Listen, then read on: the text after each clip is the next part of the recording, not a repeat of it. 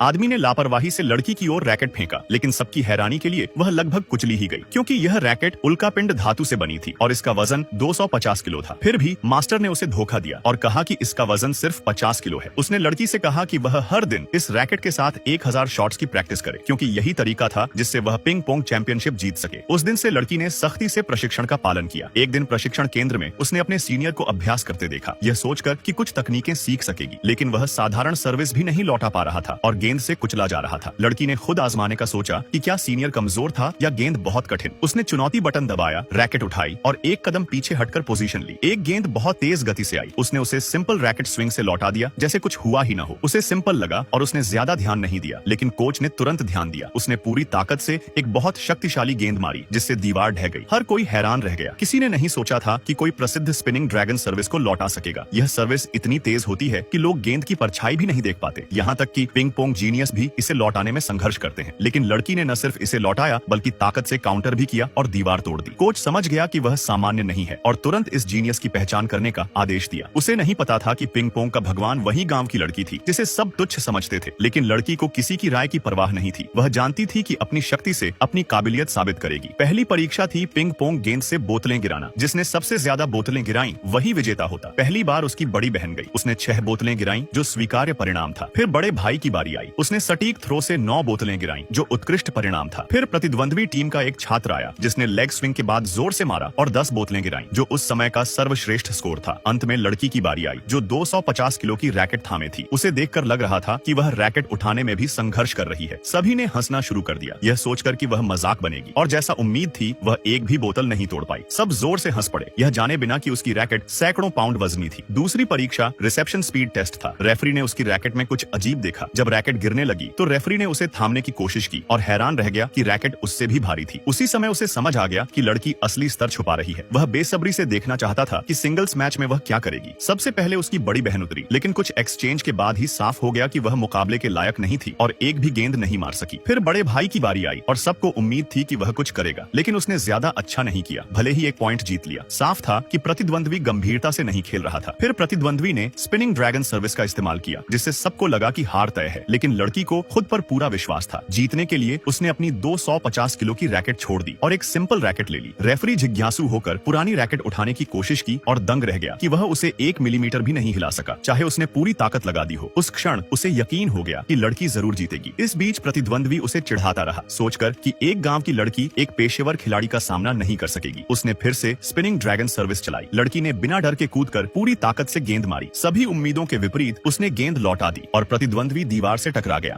एक लड़की हैरान रह गई जब उसे पता चला कि जब भी वह किसी बॉयफ्रेंड को घर लाती, उसके पिता उसे ऊपर स्टडी रूम में ले जाते। थोड़ी देर बाद लड़का गंभीर चेहरा लेकर बाहर आता, उसे थप्पड़ मारता और रिश्ता तोड़ देता बिना कोई वजह बताए। 3 साल बीत गए। इस दौरान उसके 18 रिश्ते इसी तरह खत्म हुए। जबकि उसकी छोटी बहन कम उम्र में ही माँ बन चुकी थी, वह 27 की उम्र में अब भी अकेली थी। जितना वह सोचती उतनी ही बेचैनी बढ़ती। एक दिन हिम्मत करके फिर एक बॉयफ्रेंड को घर लाई। पिता ने हमेशा की तरह उसे स्टडी रूम में बुला लिया। वह घबराई हुई थी, लड़के का हाथ कस कर पकड़े हुए, डर रही थी कि यह भी बदल जाएगा। लेकिन लड़के ने भरोसे से कहा, कुछ भी हो जाए मैं तुम्हें नहीं छोड़ूंगा। वह स्टडी में गया और कुछ देर बाद वही हुआ। वह नीचे आया, गुस्से से भरा, उसे थप्पड़ मारा और चिल्लाया, तू किसी रिश्ते के काबिल नहीं है। फिर चला गया। इस बार लड़की टूट गई। 3 साल का गुस्सा फूट पड़ा। उसने पिता से पूछा, आप स्टडी में ऐसा क्या कहते हैं जो हर कोई मुझे छोड़ देता है? पर पिता ने जवाब नहीं दिया, बस एक और थप्पड़ जड़ दिया। वह सन्न रह गई। बस अपनी बहन जैसी एक आम जिंदगी चाहती थी, तो फिर ये सब क्यों? पिता ने गुस्से में कहा, तू उसकी बराबरी नहीं कर सकती। उसे आंगन में घसीटा और घुटनों के बल बिठा दिया। बोले, जब तक तुझे अपनी गलती का एहसास न हो यूं ही बैठी रह। न जाने कितनी देर बाद उसकी बहन बाहर आई, लेकिन उसने भी उसे डांटा और कहा, शादी की बात मत कर, पापा की बात मान। लड़की अंदर से पूरी तरह टूट चुकी थी। उसे शक होने लगा, क्या वह वाकई उनकी सगी बेटी है? क्योंकि बचपन से पिता हमेशा बहन का पक्ष लेते थे, जबकि उसे हर बात पर डांटा और मारा जाता। सच्चाई जानने के लिए उसने एक प्राइवेट जासूस रखा और अपनी सबसे करीबी दोस्त को सब कुछ बताया। दोस्त ने अंदाजा लगाया, शायद तेरे पिता को लगता है तू किसी अफेयर की औलाद है, लेकिन उसके माता पिता का रिश्ता हमेशा ठीक रहा था, इसलिए ये बात ज्यादा सही नहीं लगी। तभी जासूस का फोन आया। उसने बताया कि वह उनकी सगी बेटी है, पर लड़की का शक अब भी बना रहा, क्योंकि अब भी समझ नहीं आ रहा था कि उसके पिता उसके रिश्तों के खिलाफ क्यों हैं। दोस्त की सलाह पर वह अपने चाचा के पास मदद मांगने गई। चाचा ने सारी बात सुनी और गुस्से में बोला, मैं बात करता हूँ। वे सीधे उसके पिता के पास पहुँचे और पूछा, भतीजी के किसी से रिश्ता रखने में आखिर दिक्कत क्या है? क्या तुम चाहते हो कि वो सारी जिंदगी अकेली रहे? पिता ने कुछ नहीं कहा, बस उन्हें चुपचाप स्टडी रूम में ले गए। लड़की बेचैन हो गई। डर था कि कहीं चाचा भी बाहर आकर पहले जैसे न हो जाए, और वही हुआ। कुछ देर बाद चाचा बाहर आए, चेहरे पर गुस्सा, और बोले,